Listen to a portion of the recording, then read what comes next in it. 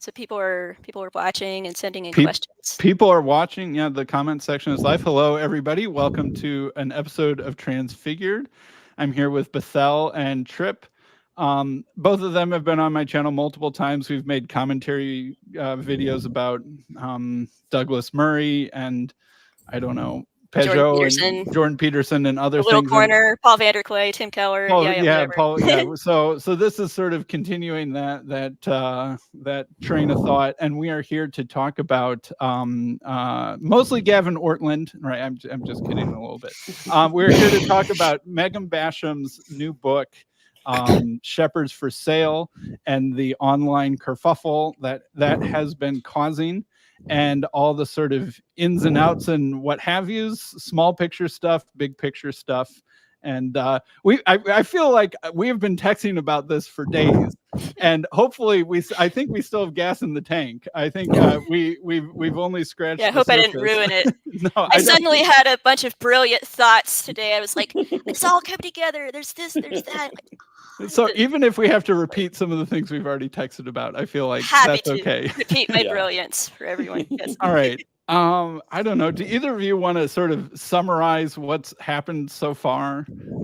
Bethel, if you, I'll pass it to you. Sure, I can. Yeah, I can summarize. I've probably been the one who's most deeply involved in all this on Twitter, although Tripp's jumped in here and there too. So full disclosure, Megan Basham, who's the author, she's a journalist for the Daily Wire, is a friend of mine, and I've been sort of along with her on this whole sort of journey in her journalism leading up to the book and the creation of the book, although I didn't get time to weigh in on the manuscript before it actually went to press. And for reasons we might get into, I now sort of wish that I had, because I would have made some suggestions that maybe would have helped with some of the drama now. So this book is, how to describe it? Well, let's look at the subtitle: How Evangelical Leaders Traded the Truth for a Leftist Agenda. So she covers a bunch of different areas, race, COVID, LGBT, climate change, all these sorts of, weak spots, vulnerabilities, where the main line has been captured. A lot of the Catholic Church has been captured, but evangelicals are sort of the last bulwark or the last holdout in American culture. And leftists have been plotting and scheming and trying to figure out how to crack this nut. So this book is about some of the ways that they've tried to do that and sort of succeeded, maybe partly succeeded, and then people kind of raised the alarm and there was some walking back or more memory holing, as case may be.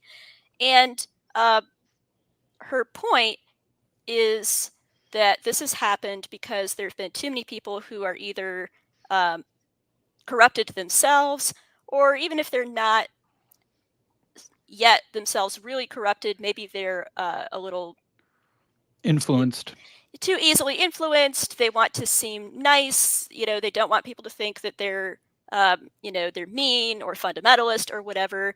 So they've kind of allowed themselves to be captured and fallen asleep at the wheel in various ways, maybe. And so she is kind of playing the role of a bit of a watchdog who's yipping and yapping and going, hey, look out, you need to have a better nose for this stuff.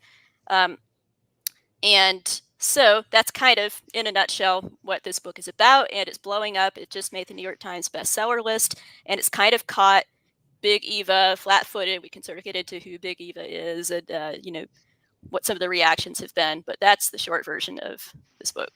Yeah, I think that's helpful. I became aware of this whole situation. I think maybe I'd seen, like advertisements for this book or something like that, but I didn't really know much about it until I saw Gavin Ortlund's video. And that was actually my first real exposure, was Gavin saying, hey, I've been misrepresented in the book. Here are some things that she said about me. Let me play some clips from that original YouTube video that sort of help clarify and exonerate myself from some of these accusations. And I remember at first being like, wait, why is she picking on Gavin? Gavin's the wrong person to fight. I'm generally a fan of Gavin. I watch half or more of his videos. I wouldn't say saying that I'm a friend of Gavin would stretch our relationship too strong, but I've corresponded with him privately, positively in the past, and kind of hope to interact with him in the future. And in fact, I'm pretty sure that the video that he is scheduled to debut on Monday is an interaction with a video that I made about him in the past. And I would probably agree with a lot of that video, by the way, except his trying to use origin, but we don't have to get into that. But right. Like, theologically speaking, there's probably a lot of ways Gavin and I would align against you, even perhaps. Yes. Anyway, but go on. And so I was, kind of offended with and on behalf of Gavin, based off of his video. And then I started, texting and interacting with some of you guys, and then finally read the chapter about him. And I'm the chapter isn't about him. The section, the section in the chapter about him. Yeah. And I was like, I could see why, if I'm Gavin, I would be upset about that, and why I might feel the need to respond with my own YouTube channel. But I also feel like there was a lot of mischaracterization of Megan in Gavin's own video that was and again, the border between mischaracterization and here's my impression and analysis of what you said is a little blurry in both of these instances. I actually agree with you. Yeah. And that there's a little bit of, here are the vibes I was feeling, and here's how that is connecting with the theme of my book that I'm dealing with. Yes. And that's a little bit more vague than and I also felt like Gavin didn't do a good job of clarifying that Megan was not accusing him of accepting money or accepting bribes or being financially influenced, but he was an example of one of these people who's downstream of the influence campaign, who then starts to make noises that sound similar to the goals of the influence campaign. That's from right. a spot of medium level influence or something like that. Yes, I mean he's been influenced, but not in a dark money changing hands way, or not even that Gavin wants to get invited to cocktail parties in New York way. That's not what it was about. It was he was just a good illustrative example of trickle down. Go ahead, Tripp. Yeah, no. So just to for those who haven't read the book, you should. It's worth reading for sure, especially if you're in kind of fundamentalist Christian evangelical world. This is worth reading. You really need to read this book. The thing is, Megan's core, it's not even, I hesitate to even call it a thesis, because she documents a lot of it so well and so explicitly that it's not even up for debate, that explicitly some non-Christian atheist progressive groups explicitly said, because evangelicals are the largest voting bloc in the country, we need to influence them on X, Y, and Z political policy. How do we do that? And one of their ways of doing it, and they lay it out, they actually explicitly say in these memos that she documents, that the Rockefellers, the Gates Foundation, these kind of groups literally funnel money into, literally George Soros. literally George Soros. It's not even a conspiracy. It's not even figurative George Soros. That's why I hesitate to even call it a thesis. It's not even a thesis. It's just she's saying, look, hey, here. They're saying the thing, right? Yeah. So even, by the way, can I just quickly jump in? So people have been complaining about the title "Shepherds for Sale," ooh, it's this yellow journalism provocative thing. If you look at this, one of these documents that she cites, there's literally the phrase "rent an evangelical" in there, and it's by one of these giant groups.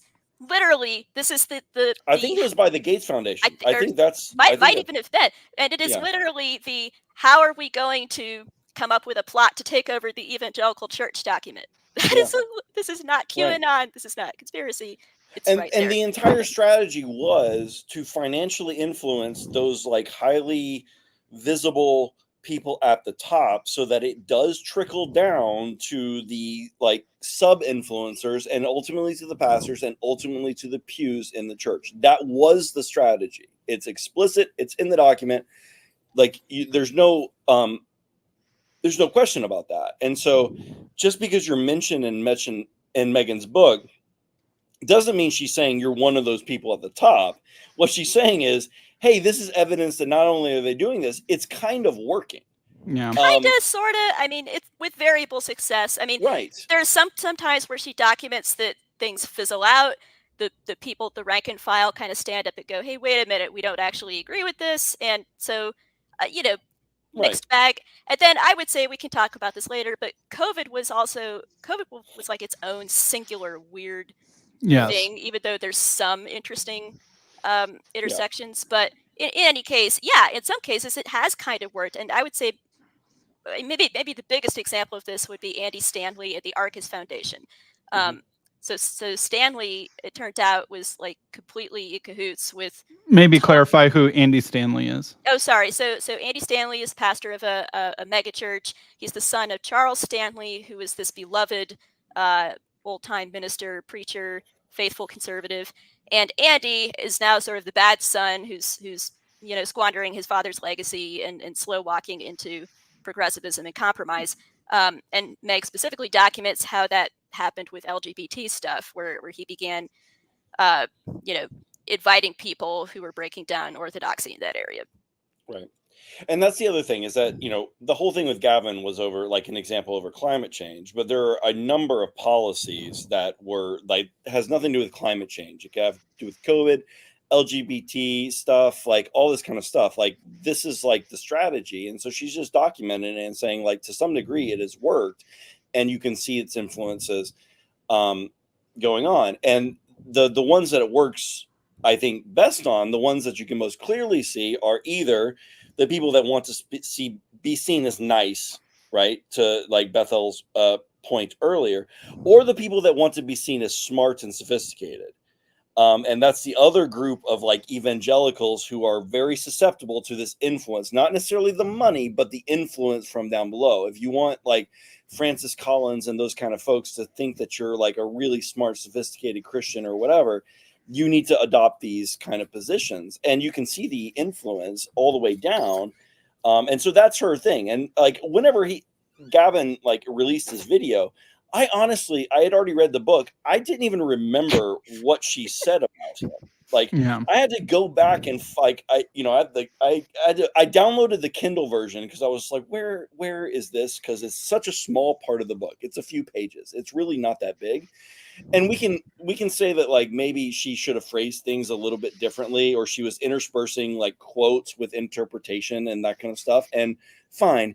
At the same time, like, I did find that when I watched that video that she was referring to, I did find it condescending and kind of obnoxious, regardless of your political position on climate change. And I think she has a point. I don't even think she was actually misinterpreting him. I think that she just probably clumsily described some of it. But I think she's more right than wrong, to be honest. Well, yeah. So I mean, to go back to what Sam was saying about vibes, there are two places where I think she should probably rewrite it, and that's where she takes this phrase "responsible posture," which is directly lifted from a bit of Gavin's video. And in context, Gavin is in the middle of saying, don't shoot from the hip. You really need to study this and hit the books. And these people who are just knee-jerk disagreeing, I don't think that's a responsible posture to take. So the actual antecedent of responsible posture is or we could say implied irresponsible posture is not studying, not hitting the books, disagreeing casually. Now, I think that's already condescending. I think it's fine for people to just casually say, yeah, this doesn't smell right. I'm skeptical. I'm going to move on. And it's like he's already saying, oh, well, that's irresponsible. So, sorry, piss off. But I still think that Meg was mistaken to sort of look at the vibes, the totality, and go, well, look, it's sort of implied that if you disagree with him, you're not taking a responsible posture. I think that is some implication of what he's saying, but it would still have been better if she hadn't taken that phrase and re-embedded it into her own interpretive context. Mm-hmm.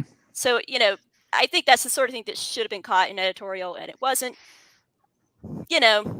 That's such a minor part of the.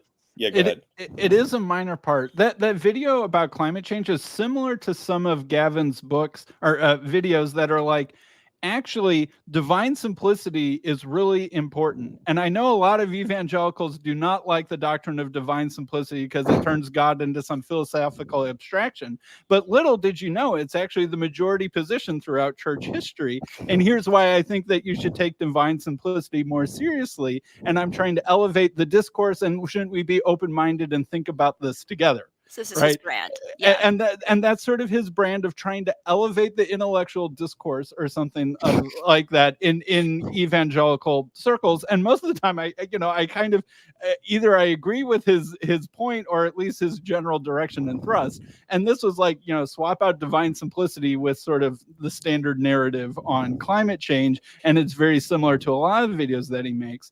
And I think the thing, yeah, go ahead. Sorry. I do feel like I think that, and we've sort of talked about this before in our texting, is that Gavin was perhaps maybe a poor choice of target or example for Megan, because Gavin will have a lot of people that trust him and are sort of already primed to be on Team Gavin, but that Gavin is sort of being put forward by a lot of the people in Big Eva, and who are kind of accused of worse things than Gavin is in the book, as like, look, you hurt poor Gavin, this poor our little hero, lamb, poor the little sacrificial, right? And look, if she would do this to Gavin, whom we know you like and respect, then don't read anything else, please. Well, he's definitely being used in that way. Yeah. And in some case, he's using himself in that way as being like he's jumping in front of a lot of bullets that should be directed for other people.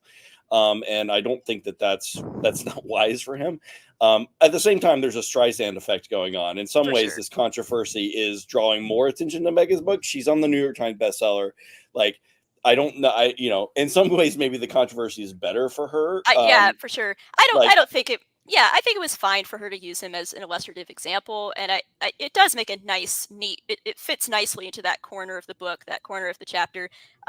But she could have worded things a little bit differently. So there was one question, like Anthony mentioned I'm just looking at the chat. Fund of money to where exactly? Seminaries, churches, nonprofits, individuals, all of the above. Yeah. But there was so seminaries for sure. The ERLC, which is like a political lobbying group at the SBC, with like Russell Moore was like heavily influenced by this. So like all of the above essentially. And they would funnel money into nonprofits, and those nonprofits would often go to these conferences, go to seminaries to speak, and they would even introduce new terms that weren't part of the Christian lingo even 10 years ago, like creation care, etc. Like these are inventions. These are carefully crafted inventions, the way that a political campaign would like craft the term that's introduced into the Christian evangelical lingo in order to achieve some kind of policy end. So that's what they were doing. Yeah. Yeah. I was also going to add that I think the climate topic it's a nice opener in a couple of different ways. It's nice because it sort of starts off lower key, that she gradually turns up the heat, and by the end we're into LGBT stuff. So it's sort of a nice phase thing that way. It's also nice though because it's maybe the oldest example of the kind of thing she's documenting. I mean, she goes way back to like Bush years, okay, like around 2000, people starting, how can we get together? So this is sort of, it's going back. Let's roll the tape. Let's go back to the beginning and see where this sort of strategy began. And I think it foreshadows what happened with COVID in a way, because it's a similar sort of dynamic where you have trust the science, trust the experts, here's the consensus, and then here's what has to be done, right? So there's a parallel. Like the question, is COVID real? Was COVID a virus? Did people die? Sure, you might concede that, just like you could concede, is global warming real? Do people have something to do with it? Is it happening? Okay, maybe that's true. But then the second layer is, well, what are we going to do about it? And then that's where the destructive stuff happens, right? So it's the COVID protocol. Well, we're going to lock down. Well, everyone has to wear masks. We have to get vaccines. Or with the climate, well, I mean, we're going to decimate this African country's economy with greenwash. We're going to, And then what are the cascade effects of all of that? We're So going to strengthen Vladimir Putin's geopolitical hand because Europe is sacrificing its own energy resources. Great example, right? Like Mhm. all the cascade effects and trade-offs and compromises, and no concept of trade-offs, and just the single-minded, we have to do the leftist things, you know, we have to do something and not taking this into account. So I think the more I think about it, the more I think climate is like the perfect foreshadowing for COVID. And people like Gavin are kind of inclined to be too trusting of, what did the experts say? Oh, well, gosh, if the experts say that, I guess I want to go against the experts. Come on, guys, let's listen to the experts. So yeah. And there is a line in his video about climate change, which is the one that Megan was focusing on, where he says, you know, scientists aren't in some sort of grand conspiracy. They're competing with each other. And right, there's no way that they could pull something like that off. And I don't think anyone after COVID should believe that it is impossible for large groups of scientists to collaborate in a way that is against the interest of seeking after the truth for political and partisan means. And like, we have the emails, like, yes, there they are. Like, we need to squelch this. What can we do to, you know? And by the way, he made that video like after COVID. This he did wasn't make like 2018 or something like that. He made I falsely told you at one point that video was like at least 5 years old and maybe that he could be forgiven. No, 2022. And so at that point, I was a statistician at a hospital doing the COVID research, like I was like an early COVID hawk. And like Tripp, you were saying, if we went to some point in the past, like Sam could probably be seen as a COVID hawk. I have papers in the Journal of the American Medical Association, right, about booster shots and stuff like that. Oh, we shall trust you. We shall listen to you then, Sam. But what happened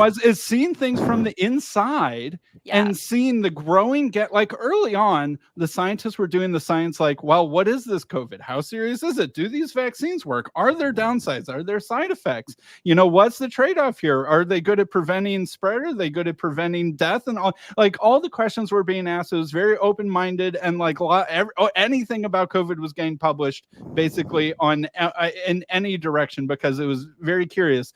And then the closing of the Overton window, especially after Fauci or whoever had made a statement, and therefore no science could embarrass him or discredit him, because the most important thing was that Fauci or whoever Fauci represents had credibility and everyone listened to him. And just the closing of that whole situation, it was so disturbing to watch from the inside. And it made any sort of credibility or of any conspiracy theory about scientific actors and institutions closing down the Overton window to achieve a false consensus or defend their previous credibility way more plausible. And absolutely. I think that's a really good example of what Megan is saying, because I mean, I'll forget Gavin, forget like you, like my bias on COVID was to trust Francis Collins, basically.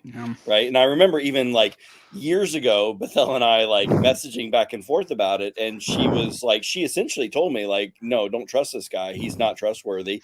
And I had that bias toward him. And like, and so like, in terms of like, you know, masks and vaccines and those kind of things, that was my bias. But it was also like an example of what Bethel is saying also, that eventually there's pushback like from people like me, because there's only so far before like even my spidey sense starts going off and I'm like, something's not right, you know? And so, but it's an example of what that effort was like influence Francis Collins, and people like Tripp have a high view of Francis Collins, and we will trust him, and then he will tell us to do things or adopt a position, and we will do them. There is a limit to that, I think, especially with Christians and the church, but at the same time, like, it's not without its effects and downstream effects that really actually matter. I think if people like me were more skeptical earlier, COVID wouldn't have been what it was. And so anyway, so like you could have easily like I'm not really a public figure, but like Megan could have easily written a couple pages like if I was saying like Tripp said this and that kind of thing. If I was like writing articles about COVID and stuff at the time, Megan could have easily said this about me and be like, oh, Tripp's just parroting Francis Collins, who's saying this because he got it from here, or whatever. And she would have been 100% right. She would have been 100% right that's why I was saying that. And that's not because I'm a stupid person, but we all have heuristics, right? And so that's another thing that I really disagree with Gavin about. Be like, no, you got to hit the books, right? If you're going to disagree with the consensus, you have to hit the books. No, actually, it's perfectly fine for you to have people that you trust and people you don't trust. And if you don't trust the people that are saying this thing, like it's completely rational that you don't take their advice for granted, and you don't just take them at their word because they claim to be experts. That's completely rational. We all do that all the time. The only question is whether or not you should trust these people. And so that's the question that you really should be asking. But like the fact that they claim to be experts, like, I'm sorry, Gavin, no, absolutely not. I don't care about that. And that's what bothered me about his climate one was, well, you gotta hit the books if you're going to disagree with these people, right? It wasn't just like elevating the discourse. I'm fine with that and saying, listen, a lot of people have misconceptions about divine simplicity or whatever. We need, like, let's take a step back. Let's talk about the history of it. Here's why I think that, it's, whatever you can elevate the discourse that way. But if you come and you tell people like, no, if you're going to disagree with all of these people, like, you better hit the books, implying that you haven't, or like these people are worth trusting. And I'm sorry, on stuff like this, like, this isn't like the consensus of the church over 2,000 years. This is something that was made up like 10 minutes ago. I'm sorry. I'm perfectly fine saying, oh, the person that's saying we should we should take over the entire U.S. economy and have a top-down centralized, planned economy for climate change. It's perfectly reasonable for me to be like, no, I don't trust you on that. And I'm perfectly fine not hitting the books and just saying, get out of here. Like, I don't think that's irrational in any way, and I think Gavin's wrong on that. Yeah, and I like the general idea of like the more people who disagree with you or the more experts who disagree with you, the higher burden is on you to show that you're right. Like when it comes to the topics of the Trinity, I get that I have a higher burden and that I am wrestling uphill. Yes, you do, Sam. and like I understand that heuristic. Although it is funny that my main message to Gavin on the Trinity is to hit the books. But just pointing that out. But apparently he hit the books and he found Origin. I was like, I don't know why you hit that particular book, but go ahead. Yeah. But what I think this points to, and this is a larger question, is the decline of trust in institutions and the decline of trustworthiness of the institutions. And that Big Eva or something like that was an institution that a lot of evangelical Christians trust or trusted, and is now shown to be in various stages of intentional infiltration and influence. And that it's a hard thing to learn that the thing that, like, most people used to trust the evangelical Big Eva thing because it was contrary to the world, the world, and how in the way that evangelicals use the phrase the world, worldly. Yeah. And now it seems like if that's not trustworthy, what is? And that's a scary thought for a lot of people, I think. Yeah, a few people have made the good point that for a lot of us who are kind of in Meg's target audience, this isn't new. This is just sort of, it's just sort of summarizing what all of us have been watching in real time over the last 5 to 10 years or so. But it is coming as kind of a cold shock to some of the people it's targeting, and the reception is coming as a cold shock. And there's been a few really smarmy attempts out there to go, guys, look, Meg's book is not really a big deal. It's a flash in the pan, here today, gone tomorrow. It's like, it's an internet fight. Really, it's just people on Twitter fighting with each other, but normal people in the pews haven't really heard of this. And I'm thinking, how many normal people in the pews have you been talking to? Because, I mean, for that matter, there's a lot of normal people in the pews who are on Twitter. A lot of them follow me. A lot of them follow Meg. A lot of them are now going to be reading Meg's book and wanting to talk to their pastors about it. So I'm sorry, but that's just false. These guys are proving with their reactions why Meg wrote this book. And if they're just now waking up, oh well, it is what it is. Maybe they should have maybe they should walk some things back. Yeah. Bethel, do you want to talk a little? You're very on the front lines of the Twitter battles going on around this book. Do you want to talk about various reactions that you've seen or various people, it does seem to be having a dividing effect. Yeah. Where you either have to be on Team Megan or Team Gavin, or at least Team not Megan.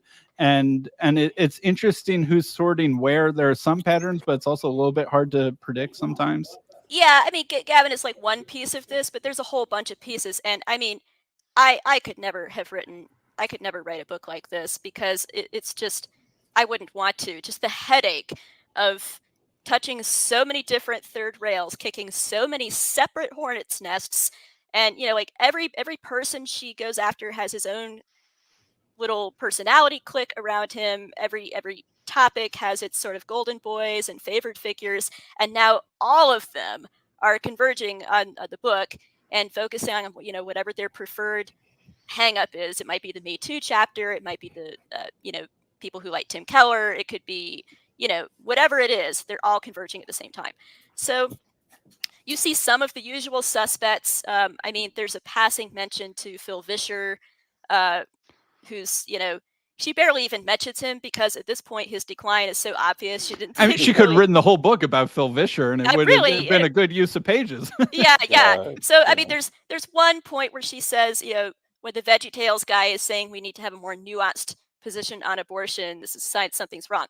And the footnote, if you follow her footnote, it goes to a video in which Phil didn't actually use the word nuance or nuanced, and she had that in quotation marks. Now, Phil has used that word many, many, many times on Twitter, on podcasts. It's obvious. It's not a secret that this is his view. He said it over and over. He just didn't happen to say it in that video. So I'm not sure what happened with that citation. I think she just, remembered that he had said it, thought he said it in the video, grabbed it quickly, and moved on. So then Phil goes, hey, I'm in this book. Oh, but look, I don't say nuance in this video. How strange. I wonder what other factual errors there are in here. And it's like, come on. So, and then the Twitter notes are like, here's 6 other times where Phil Vischer uses the phrase that we need to have a nuanced position on abortion. It is a fair question. Okay, why didn't Meg grab those receipts instead? Then Phil, we wouldn't have had this conversation. So okay, so there's that crew. There's the sort of evangelical crew who we know who they are. They're going to hate this. Then there's people in the middle. So Danny Slavich is a good example. I don't really know him that well, but he's kind of a pastor who's your sort of classic pastor who likes the biggie, the guys instinctively wants to try to defend them and say they're not that bad. And it's going to link to Gavin's video. It's going to link to like Samuel James as a writer, reviewer. He put out kind of an early, one of the more balanced reviews actually, but still not that great. And then the Dispatch has weighed in. Now, the Dispatch is this sort of Never Trump magazine. It was founded by Jonah Goldberg, and David French got really involved with it. And so David French's brand is kind of bound up with the Dispatch brand. So, constantly Never Trump. Everything is about Trump, constantly dunking on evangelicals who vote for Trump. So Warren Cole Smith wrote a review for the Dispatch that was just saying this book is Trump propaganda. It pretends to be about the church, but really we know what this is actually about. It's not real journalism, and here's all these errors. And it was a really weak review. It was sloppy itself. It made errors itself. So there's been lots of Twitter discourse around that. And then so Neil Shenvi is a friend. We could talk a little bit about him. He's been going through and doing a lot of his own threads about this. And I want to be careful here because Neil genuinely is a friend. I do love him. I generally do think of him as a good faith guy, but I do think he really is mistaken because J.D. Greear is his pastor. That's a factor here, and Meg does hit Greear pretty hard. So Neil kind of instinctively wants to defend his pastor, which is there's nothing wrong with that instinct in and of itself. But I do think he kind of has blind spots here, and I think he's shown blind spots in some other stuff around Keller, Carrots, Weller, Pryor, that sort of thing. So then the way that this sort of thing snowballs is, as each person raises his critique, then people start to watch each other and see, okay, which side are you jumping on? Oh, well, I see you liked so-and-so's thread, so I'm not going to trust you anymore. And you liked that so-and-so liked that he liked that thread. And so it's like this sort of cascading. And I'm wary of that myself. I don't like that kind of second, third, fourth degree separation game that goes on. I like to try to I don't like to throw people away. I like to hold on to my friends. And so I'm not going to throw Neil away. I still considered Neil a friend. I still love him. Neil, if you're watching this, I love you, Neil. But I do think he's gotten some things badly wrong here. And I don't think his contributions on the whole have been all that helpful, even though I know he wants to help. So that is another kind of splintering. So that was a lot, just kind of rambling, but that kind of gives you a snapshot of what's been going on. Well, there's what you say and then there's what you signal. Yeah, right. Exactly. And so that's what's going on here is like whatever you say, in some sense, it's being like it's a signal to other people within your group or adjacent groups or whatever. And so what's being signaled with Megan is it's with certain groups, it's open season on her to like nitpick and like completely ignore her wider point because like you have some, and so like then it's like this snowball like pile on effect. And then what it does is like when someone else like Oz Guinness or Rosario Butterfield or whatever, like they start to like defend, then that's a signal to that group, right? As opposed to like just evaluating Megan's work on its own, which I honestly think stands for itself. Like, I don't think that like, I can't remember a book that we've dissected to this degree in this short amount of time over like really minor things, all things considered. Like every time I think, oh, there's something like egregious, the things that I think that she actually got factually wrong are minor. Yeah. So I'll give one example, and this is connected to the dark money thing. So it's, it's sort of an interesting example. So we mentioned the ARLC taking grant money. So she correctly records that they took two separate grants of $50,000 each, and I'm blanking on the name of the lefty group who gave it to them. Maybe was it the Democracy Fund? I think that might have been it.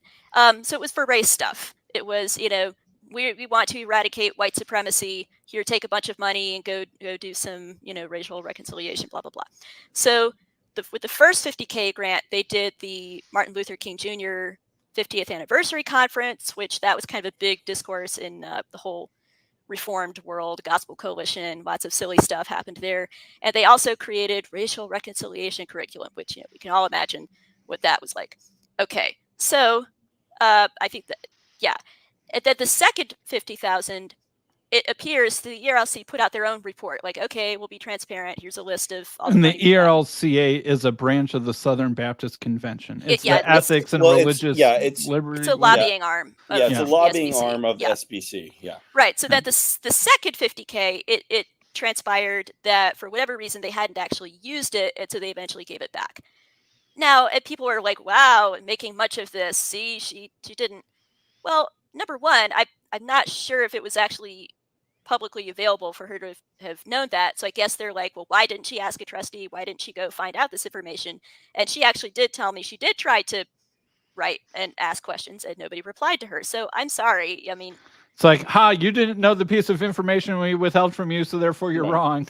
That isn't the own that people think that it is. I know. She's mentioned that before, though. She's mentioned that in several interviews since then, where she says, like, I was trying to get them, but like it was almost as if like early drafts of what I was saying were circulating already. And she's like, I don't know how that happened, but like all these people were refusing to talk to me about it. And so it's like they knew what I was poking at and they didn't want to talk about it at all. They didn't want to provide clarifying information. It's almost like they were setting her up for like this kind of like, oh, you didn't know about this kind of thing. Yeah. Which is really awful.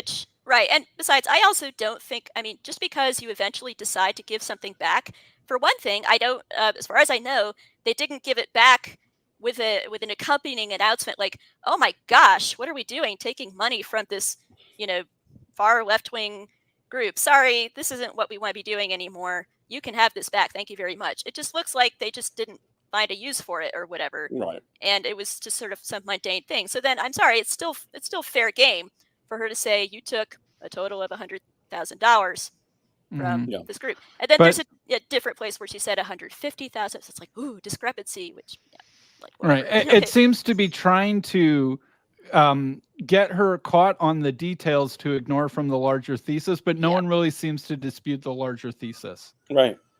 Well, I mean, she produced the letters from these groups saying this is what we're going to do, and like you're okay. Is anyone going to talk about that? Is anyone going to talk about like the fact that where's we have the outrage? letters? Yeah, where's the actual outrage about the things that are in this book that are outrageous? Right. Like, where's the outrage about Francis Collins' letter? Where's the outrage about the fact that these groups were literally saying we're going to rent an evangelical, and they actually were sending money? Like, where?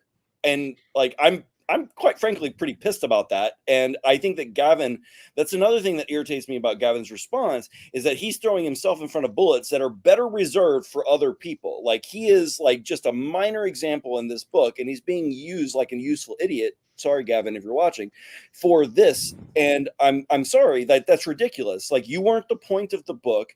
The fact of the matter is that had you read the book and you saw this, you should be really pissed. You should be.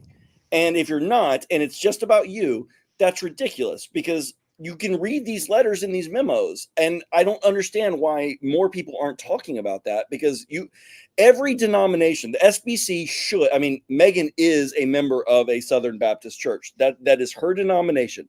She is right to be pissed about how the Southern Baptist money was being used by the ERLC and these other groups that she and her family were tithing to. I'm sorry.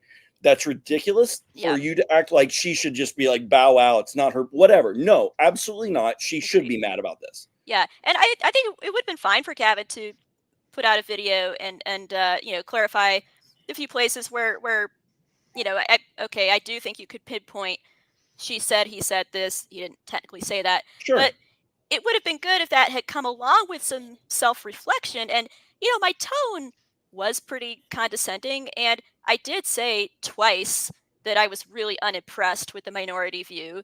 And I did, certainly, heavily imply that my side was the side of reason and enlightenment or whatever.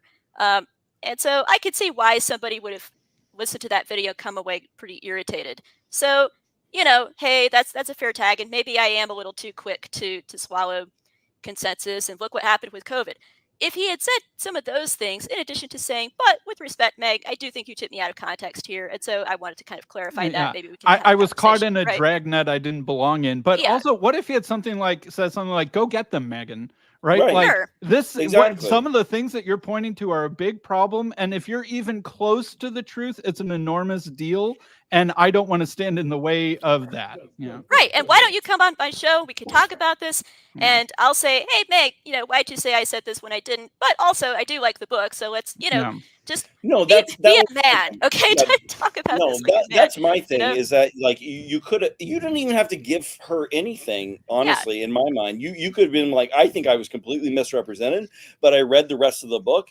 And honestly, like, there is like stuff that's worth talking about here. So I would like to have you on. Let's chat about it. I want you to talk about the other things besides just me. Mm-hmm. And he could have done that. He didn't have to give it even an inch to come off looking much better in this than he did.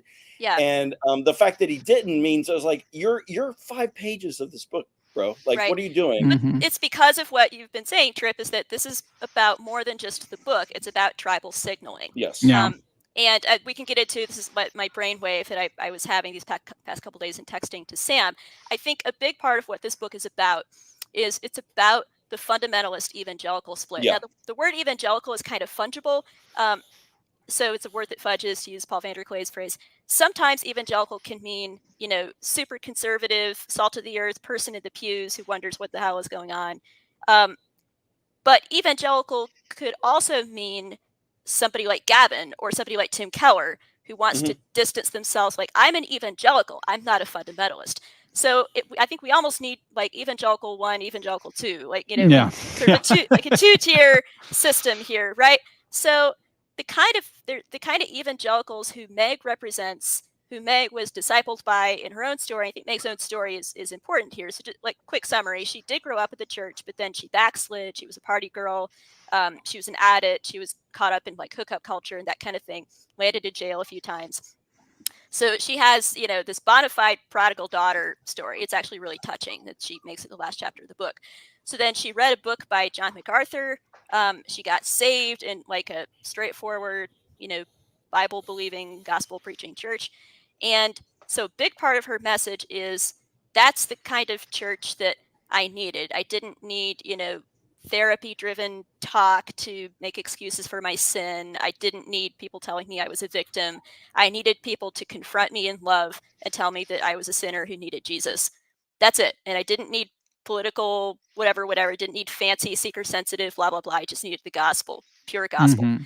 So she's saying she says, in so many words, that's what drove me to write this book. Because I want the church to continue being salt and light to people like me. And so when I hear that, and I hear somebody who's been, discipled and trained by the sort of old school fundamentalism that my mom grew up in, that my dad grew up in, going all the way back, like to the 80s, to the 70s, to the 60s, back into the 20th and 19th centuries. That is the spirit, that is the torch, if you will, that Meg is kind of carrying forward here into the 21st century. And as she does that, she's going to sort of come up against and grate with the sort of seeker-sensitive, more elite evangelicals who have been working really hard to carefully distinguish themselves from those old school fundamentalists and to tell the watching world, right, we're not like those guys over there. Really, I know they're kind of cringe and they're like, we're weird and embarrassing and they don't believe in evolution and stuff. We're the cool kids, okay? We're not like those Christians. You can trust us. You can have enlightened, reasonable conversations with us. You can have your faith heart on exactly. and your brain on at the same time. Right. And that was, that was Kellerism. That was kind of Keller's brand, church for the city, right? Mm-hmm. And I'm not saying that Keller was insincere. I'm not saying, I think he loved the city. He wanted to minister to the city and be a missionary to the city. And that was a laudable goal. But unfortunately, that came along with lots of dissing of people to his right, lots of putting space between himself and fundamentalists. So Meg is sort of, it's like the fundamentalists strike back in a way. Not that Meg is exactly fundamentalist in every particular herself, but I think that's a big part of what's going on here. Or the new generation of fundamentalism, if it's even still really the right word, looks different than previous generations. Yes. And like this was another thing that we were texting about that I think is interesting, is that evangelicalism always liked to paint itself as more culturally aware and involved, and perhaps even with the promise that involvement might even hopefully maybe sometime eventually lead to actual influence, right? Whereas the fundamentalists were more separatist and just sort of leave that stuff behind, don't have anything to do with it. The evangelicals are like, you can have something to do with it, and it's a two-way street in terms of the influence. Yeah. And what seems to be weird is that in this kind of weird upside down Twitter world, the fundamentalists seem to be more aware of what's actually going on than the evangelicals. And the roles have almost seemingly reversed. And like the Daily Wire now, which is not a Christian organization, the founder and leader is Ben Shapiro, who everyone knows is Jewish, obviously. But they're Christian friendly. And so like the role between politics and faith is like getting flipped, and the cultural awareness of the fundamentalists and the evangelicals is flipping, and it's all sort of strange. Yeah, so just a couple words about the Daily Wire, so I'll kind of repeat here. The Daily Wire, I think, sort of represents the old Catholic-Jewish mainline axis. So, like Michael Knowles is a Catholic, Ben is the Jew, Andrew Klavan is the mainline, ish, although he's kind of an interesting character. Yeah. So, I can remember before this book, Meg would kind of tell me a little frustrated. She goes, I keep wanting to work on these stories about evangelicals and I keep kind of bringing them to the Daily Wire. And they're like, wait, what now? Who? Is this important? Are people going to read this? Because they weren't really paying attention to Andy Stanley. Is that a country singer? Exactly. Right. Pretty much. And Meg is like, yes, people are interested in this. There is an audience for that. And they're like, okay, I guess. And now she's a New York Times bestselling author. So she knew something they didn't, just like she knew something that the preppy evangelicals didn't. And I don't think she needs the Daily Wire at this point, frankly. I think she could leave them and go start the Meg Basham show and just be her own. I agree. The only one at the Daily Wire up top, Matt Walsh is a Catholic. Right. Also, Jeremy Boring, I guess you would consider an evangelical, but he's the only one. But he's, okay, wait, and he goes to like a Baptist church. Like, I mean, he was a former, like, I think he was a non-denominational pastor for like a minute in LA or something like that. Look, Yeah. cards on the table. I don't like Jeremy Boring. That's a whole other topic.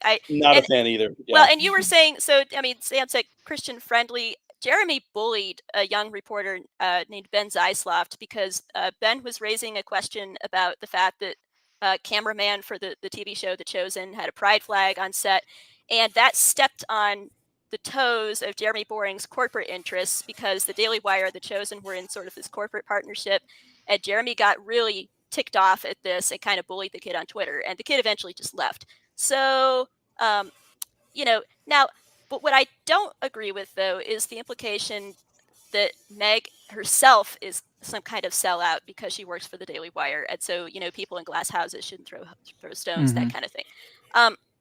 I just disagree with that. I mean, I just think of the Daily Wire as a secular company, and she works there just like Tripp has worked for Microsoft, right? I mean, people can work for all kinds of secular companies, and importantly, Daily Wire has. I mean, like I've been saying, if anything, they're just oblivious to the existence of evangelicals, so far from trying to infiltrate and subvert the evangelical church from the inside. They're barely aware that evangelicals even exist. So there's a big contrast between an organization like Daily Wire and the kind of stuff that Meg is documenting. So I don't think that she's a sellout herself in that sense. So we talked. Could you, Bethel, relate this a little bit to the Mike Licona, Lydia McGrew battles that's a segue. over narrative or literary devices, and how this sort of relates? All right, so that's a massive, giant segue. I'll kind of explain why. Okay, so a lot of people watching this probably. Speaking of New Testament criticism, move on. Okay. It's related, though. I promise it is related. I just need to kind of explain here. So, okay, I'm going to bet that a lot of people watching this don't know who Mike Licona even is. So who Mike is, he's an evangelical biblical scholar. And people don't talk about him on Twitter. He doesn't have a Twitter. He doesn't get involved in political discussions. In fact, if anything, politically, he's more Trumpy than I am. So it would seem on the surface that there are no connections to be made here. And so that the discourse or the feud that Sam is referring to is that my mother is also a biblical scholar, and she's taken serious issue with Licona's scholarship over the years, and she's written books showing that she believes he's departing from a good handling of scripture, and he's eroding the reliability of the Gospels. But he doesn't want to admit this, and he's been really angry that she's dared to criticize him, and people have lined up on different sides of this.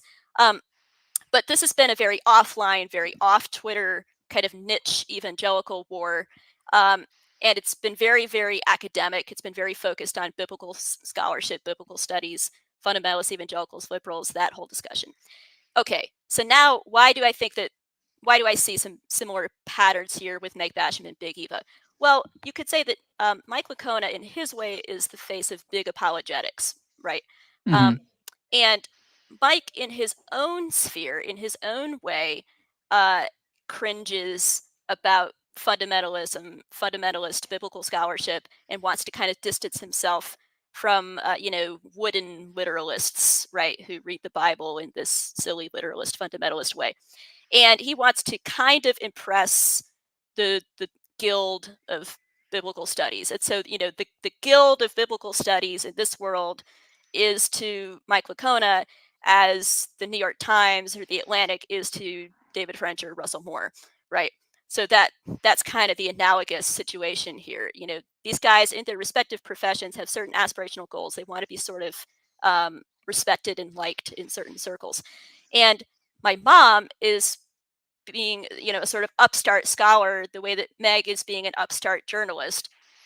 And she's outside the mainstream institution. Outside the mainstream, and right. she doesn't quite technically have the right credentials on paper, but she can demonstrate her chops with the quality of her work. Exactly, right. And so, I mean, my mom is a philosopher. She has a long publication record there, and she's shown how philosophy can intersect with biblical studies, can bear on it in interesting and fruitful and important ways. And meanwhile, she has hit the books. We were talking about hitting the books. She's hit the books. She's gotten up to speed on the debate and produced serious scholarship and peer-reviewed papers. So she's entered the discipline. And people don't want to acknowledge that because she's not part of the club. She's not part of the bro club, and she broke the code of silence. And Meg, in this book, she talks about, the 11th commandment, like thou shalt not criticize a fellow, I forget how it goes, have a fellow evangelical or something. There's something similar to that in Big Apologetics. There's a similar kind of code of silence, like you do not attack another, perceived conservative labeled scholar, because the watching world, right? There's that phrase, the watching world is going to see us fighting and it's going to look bad. So stop it. Just stop that. Don't do that. People have tried to suppress her work. People have pulled endorsements, have refused to endorse future work. It's a whole mess. So anyway, that whole controversy, that whole and feud, that whispering behind the scenes. Yes, and this is another right. thing that seems to have happened in Gavin Ortlund land, and it's a little bit hard to tell how much of this is at the direct action or request from Gavin himself or Gavin's father, or perhaps just friends and family of Gavin that might be acting on their own accord. But there have been multiple requests to take down video interviews with Megan Basham because she mischaracterized Gavin Ortlund, is the leading accusation and reason for the request.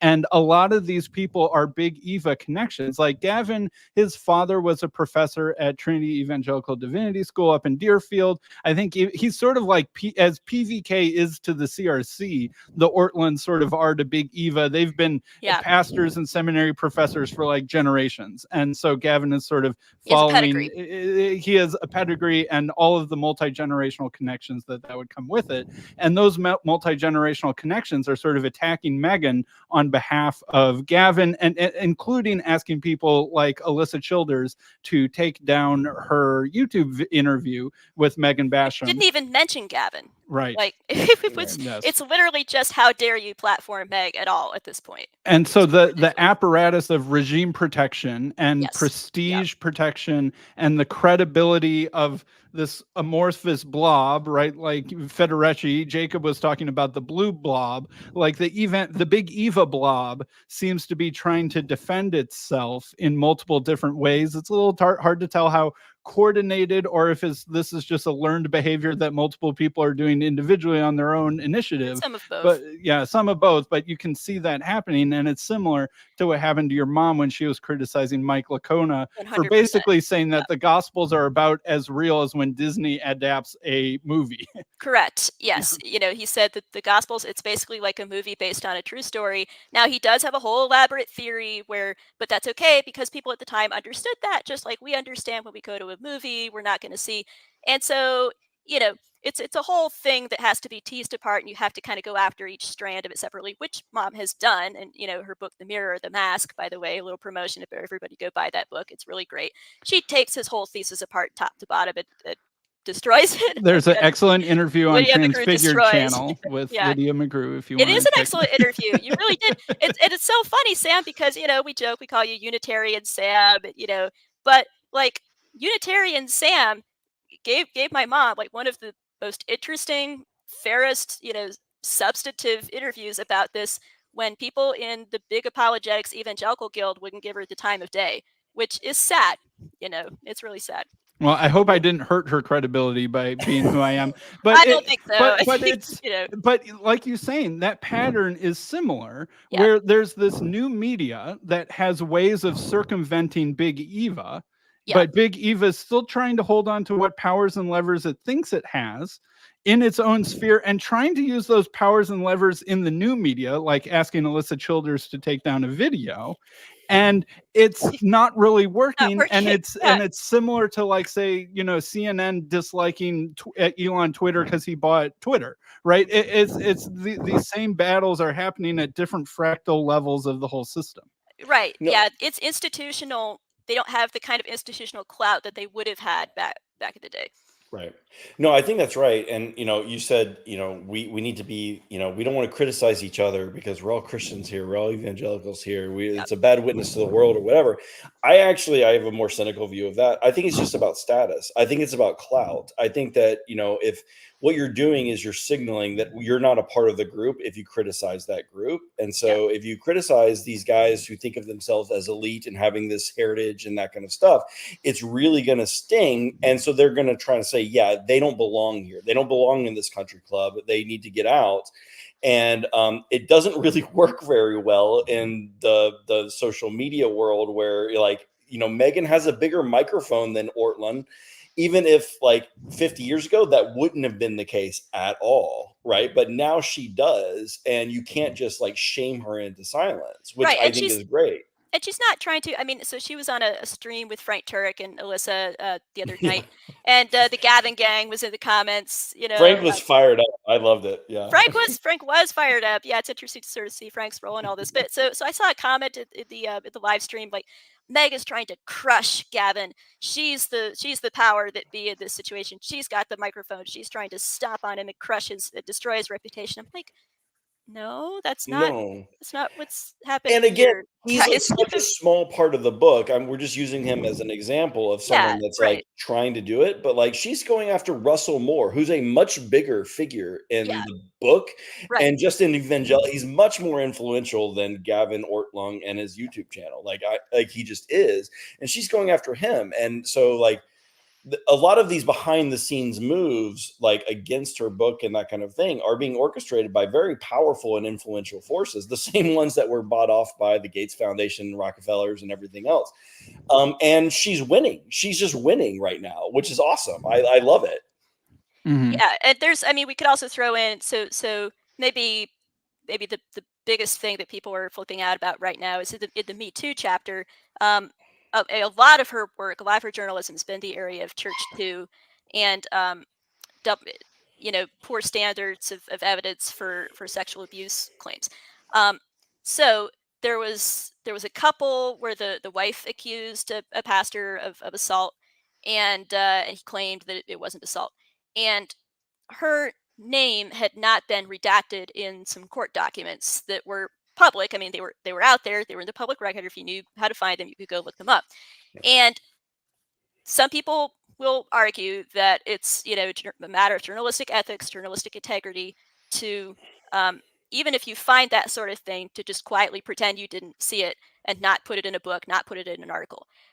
Meg decided not to do that because she has a different opinion about that kind of thing. She doesn't think she's bound by that code.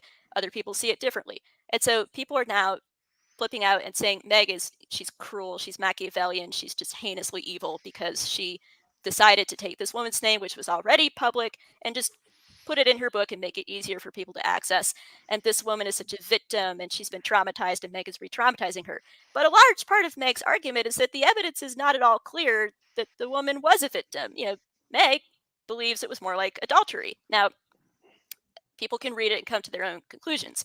But that's just another example of another hornet's nest that Meg has kicked. Along with all these other hornet's nests, she's also kicked the church to hornet's nest. Yeah. So one thing that I wanted to talk about, and maybe like Sam and Esther, you can, or I keep calling you Esther sometimes. You used my dead name. I know, I dead named you. You guys can weigh in, but I do wonder about this new world. Like, it does seem like new dividing lines are happening. Like, we don't trust our elites, we don't trust our institutions. And it does seem like there's this weird thing going on where there is like, depending on your background or your pedigree or your educational status and those kind of things, like, who do you trust, who do you not, right? You have like a prior that you come to these kind of debates for. Right. And we all have very different backgrounds. So I do think that's, other than evangelical versus fundamental, I do think that like, that education and background status matters whenever you evaluate these things. So we've been texting back and forth on that. So I did think that was worth talking about. Maybe we should introduce ourselves. Like, we should have done this at the beginning, but like just a quick introduction. So like, Tripp, what's your background? Sam, what's your background? And then I could say a little bit about mine. Yeah, sure. I mean, background, growing up, I've almost like a JD Vance background. I grew up in a mobile home in like small town North Carolina, very poor. But then I went to Duke University and I got a degree there, and ended up earning my master's in philosophy.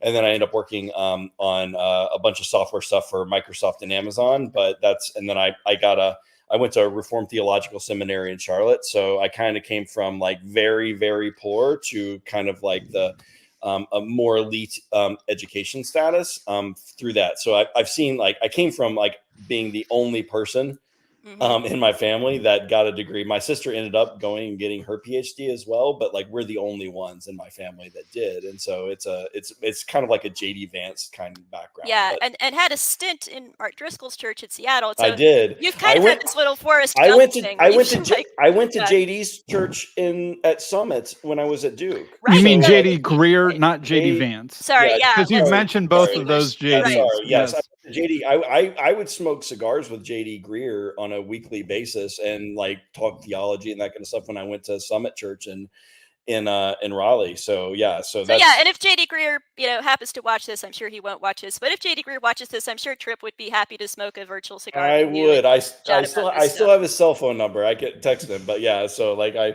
love you, JD. I think you're wrong on some stuff now. But Right. yeah. Okay, Sam, your turn. Sure. So I grew up in the Chicago suburbs. Like, I honestly probably grew up within at least 15 minutes max of where Gavin Ortlund grew up.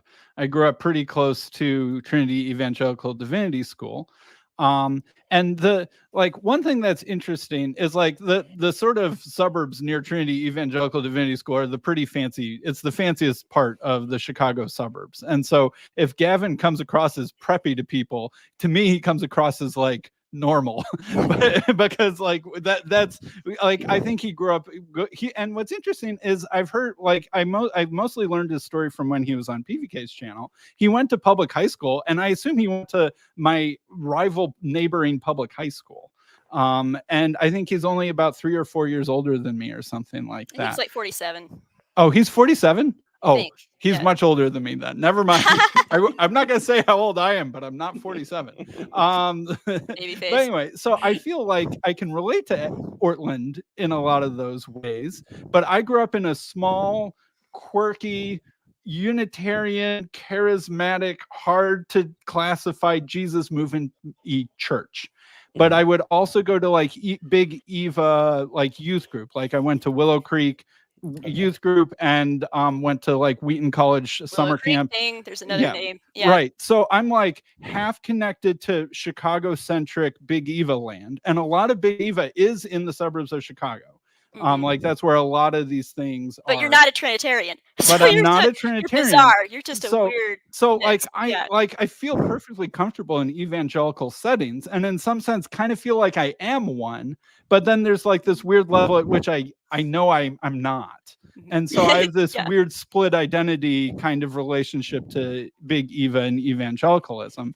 And, went to 2 Ivy League schools, did research, did a lot of medical research. And that's how come I came to be in the place where I was doing COVID research. I'm a biostatistician basically by background, but now I work for Google and do a little bit of kind of AI stuff related to Google and networking and things like that. But I'm still my Unitarian self. And so like one thing that I think is kind of interesting in this land is that the new personality figures that seem to rise up in new media often have something about them that signals why they can't belong to the mainstream. Yeah. Like by identity or by story or something along those lines. And that there's this weird counter signaling aspect of your personality that enables people to trust you, even if they don't agree with or even like necessarily that part of your biography. So anyway, that's enough about me. Yeah, well, I mean, I was just going to, as a side note, Eric Weinstein has said something sort of similar to what you just said, talking about the intellectual dark web and Jordan Peterson. And, when Jordan Peterson stood up against the trans pronouns mob, in a way, it was not that interesting, but it signaled, oh, this guy might be an interesting guy to look into, and he might have other sort of unorthodox opinions because he's willing to signal he's not part of his sort of guild, his mainstream environment. Okay, so me, well, a lot of people watching this will kind of know me, but I grew up in the Anglo-Catholic Church, or the ACC. It was this little tiny church in Michigan on the wrong side of the tracks. It was like a one-room schoolhouse construction building, so we like the altar, the priest, the organ, Jesus in the sacrament. That was it every Sunday, and my mom played the organ. But my mom and dad were themselves really quirky because they both came out of, red letter fundamentalist King James Baptist land, went through their sort of preppy Young Turk phase in their 20s, met some Anglicans, drank alcohol for the first time, and felt really rebellious. And so eventually settled into being like very hard-nosed conservative Anglicans who liked liturgy and sacrament and stuff, and decided they wanted to join that kind of church. And so that's the church that little me was raised in. But I was not infant baptized because they still retained their Credo Baptist belief from their Baptist heritage, which it was the weirdest thing. And it's only now I look back and realize how bizarre it was that I was believers baptized in the Anglo-Catholic Church. I just like, as a little kid, I was just, oh yeah, I got baptized when I was 5. And now I'm like, wait, what happened? I have to pull the tape back of my childhood here. What was my childhood even? And so, my parents, they're scholars, they're academics, they're philosophers, they have, sterling academic credentials, and they gave me a great education. So, and then when I went to public university, I went to Western, which is where my father is a philosophy professor. And so on one hand, I'm going to a totally secular public university, but I get to take classes with my dad. And so it's like, even through college, I'm still being, mentored and learning, getting my education from him. And it's because my dad sort of got one of the last good jobs before that ship sailed. That's a whole interesting conversation in itself. Yeah. And so I got a PhD in mathematics because I thought that I was going to maybe just sort of have a little safe academic career and then vent my spleen under a pseudonym with my writing on the side. But then, the writing sort of took off and took on a life of its own and became really popular. And then I got a job teaching at a Christian high school, and that was when I decided to start writing under my own name, because I thought, oh, okay, maybe I could kind of move into like classical Christian school teaching, where people won't care if I write conservative stuff online, and that way I can have the security of writing under my own name. Now, life takes twists and turns. I don't teach at a Christian high school anymore, so now I just write. So things are a little like, wow, okay, I'm not sure what's going to happen next, but I'm at the point now where I can make a living with my writing, with my Substack and everything. So now I have this PhD in math, which I went to all this trouble and worked very hard to get. I'm, proud of the work that I put in, but I don't really use it now. But it is something I wave around occasionally, like, hey, I'm an elite too. I went and I got this whole education. So I am this, like you guys, like I'm at this weird blend of some elite elements to my personality. I mean, I wouldn't actually call myself a fundamentalist in theological terms. I'm definitely to the left of fundamentalists. I'm not a biblical inerrantist, for example, and neither is my mom, interestingly. But I have a fundamentalist personality, if that makes sense. And I get twitchy when people punch down on fundamentalists, when people go out of their way to talk about how stupid young earth creationists are, or Ken Ham or whatever. There's something in me that goes, hey, knock it off. Stop it. Stop picking on the little guy. Go pick on somebody your own size, that kind of thing, and I'm a maverick. I'm a contrarian. And so that's what kind of defines, and Meg is a contrarian. Meg is a maverick. And Meg isn't embarrassed to let her fundamentalist flag fly. She's not embarrassed to say that she got saved by reading John MacArthur, so that I think is something that characterizes people in this conversation who are sort of sympathetic to Meg or in her corner. Yeah, so I guess that's one of the things that it does seem like. I guess the way that I'm interpreting it is like a lot of people, the people that I see really taking issue with Meg are people that maybe I'm interpreting it just based on my background, but I'm interpreting it as they want to be seen as elites. They want to be seen as respectable by like outside the church. Right? A lot of them. Although, I mean, I will just, kind of throw in a word. I don't think. So I mentioned Neil Shenvi earlier. Neil's, right. kind of. I don't think that's Neil's motivation. I think No, I don't think Neil truly does earnestly, believe what he's saying, and Neil just kind of looks at these things differently, and I just flat out disagree with his interpretations. But I don't think that Neil is trying to get a reputation. And Neil wrote the book on critical race theory. Sure. So which was good, and people. Yeah. So Neil's put a lot of good. He has social capital for a reason, and progressives and liberals have gone after him. And I suspect if he does end up writing a review of Meg's book, it's not going to please anybody. So we could be careful and kind of make distinctions, but a lot of people, absolutely, I would say 100%. That's where they're coming from. What about Glenn Scrivener's thoughts on this, where he was just like, sort of like, you Americans are funky, and you guys don't realize that you guys are Americans? I'm like, I mean, kind of true, Glenn, but like we all live in America's world now, and when Right. America True. sneezes, the rest of the world catches a cold. When Yeah, we manufacture a virus in China, the whole world gets a pandemic, right? it literally, right. Yeah, I think it'll be interesting. I don't know if Glenn will ever have Meg on. I like Glenn a lot. I mean, the UK is just a whole different world. I mean, the UK is so post-Christian. Um, that Glenn is sort of like an Australian Tim Keller a little bit. I really like Glenn. I'm not saying I do this too. like this is not like a backhanded compliment or anything. I genuinely like Glenn's stuff. But I have occasionally brushed up against Glenn where I'll use the phrase culture wars. And he's like, ooh, I don't like culture wars. He doesn't like that phrase. And again, he said that in that conversation too. Well, America is just different. Like we just think about these things different than the UK. And I kind of want to say, no, actually, I mean, a lot of these issues, the race stuff, the church too stuff, the I mean, yeah, COVID stuff. I mean, you can look, you could see a lot of these issues, these patterns are relevant in a UK context as well as an American context. And so this isn't just some weird American Civil War. And I mean, in a way, it's because of people like Megan, and it's because of the normies that she's profiling here. She begins each chapter with a story about a rando, which I think is a really effective storytelling device, just to show, look, this isn't just about big celebrity names. This is about normal people in the pews. It's because of those American rank and file people that, evangelicalism has been a bulwark in a way that, I'm sorry, the Church of England caved a long, long time ago, right? And so Meg is trying to say, look, we need to continue holding firm. We need to continue being the bulwark.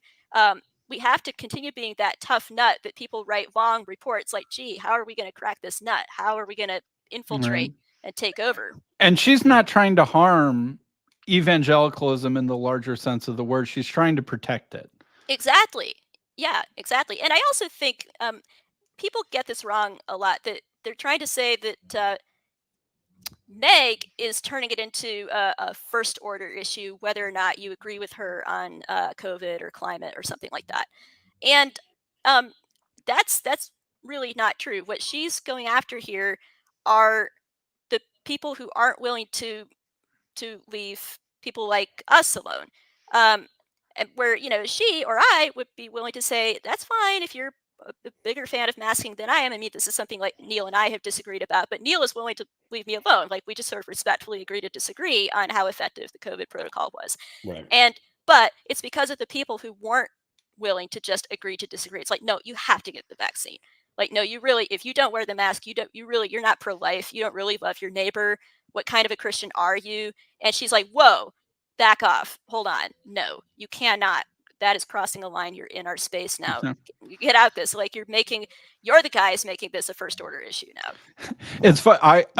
My wife and I are watching Young Sheldon on Netflix currently, which I would actually recommend as a surprisingly good show. Oh, really? Is it any? I haven't seen it. It is actually pretty good, and it deals a lot with like Southern church life. Like the mom literally goes to a Southern Baptist church in Texas, and so she gets into like the Mary Kay multi-level makeup marketing scheme, and then there's an episode where she like tries to sell it to all of her Bible study ladies, and is like really turning up like the pressure of her authority as the Bible study leader, and why, Esther wore makeup to save the Jews from genocide, and now you need to buy this makeup. So, like that sort of like cringe level stuff. That's and funny. Like that's like the small example of what we're talking about, where people use their connection to the authority in the position of the church or ministry or whatever they're doing to try and take that credibility and turn it on partisan ends that they've been paid to do. And I think that it's inarguable that Megan showed that was happening. Yeah, and so I guess that's one of the things that I wanted to get to with us just talking about our backgrounds. What do we think is the right posture of Christians toward kind of experts, so-called experts, but then also toward politics? Like, how do we think about that? Because to some extent, like our politics and our theology, I think is and should be connected, but then is it the tail wagging the dog kind of thing? Those are the questions. Exactly. And yeah. Well, so a point I was going to make is, Meg goes to her own experts in the course of this book. So in the climate chapter, she really likes this guy, Cal Beisner, and the Cornwall Institute. So she's like, listen to these guys. They have a different view and they really know their stuff. And she, Cal's very charming, and she's like, okay, wow, I think he knows what he's talking about. Same with COVID. She interviews Jay Bhattacharya, who I've met Jay. He's a wonderful guy, and also a really solid Christian, incidentally. Which is relevant and important in the chapter because she goes, look, he's the anti-Collins. Yeah, exactly. Yes. And I mean, like his nose is completely clean. He's a family guy. No skeletons anywhere in his closet. Solid evangelical guy. So she goes, what about this evangelical voice? Why didn't anybody care about elevating him? So that's sort of interesting because she's not just saying, boo, yeah, experts, we don't need them. We can figure all this stuff out by ourselves. We're all going to have, it's like Tripp, you were saying earlier, we all have heuristics. We're all going to wind up going to people we trust. And I mean, in terms of science, one reason why I kind of was suspicious of Francis Collins from the beginning is that if you're all interested in the intelligent design debate, he had slighted intelligent design guys back in his memoir. And, like junk DNA, blah, blah, blah. People could go look all that up. So I like the Discovery Institute. Sam doesn't so much. That's a whole other conversation. But, I'm warming back up to them. That would be a fun one. Okay. Here we go. Stephen Meyer, he has some points.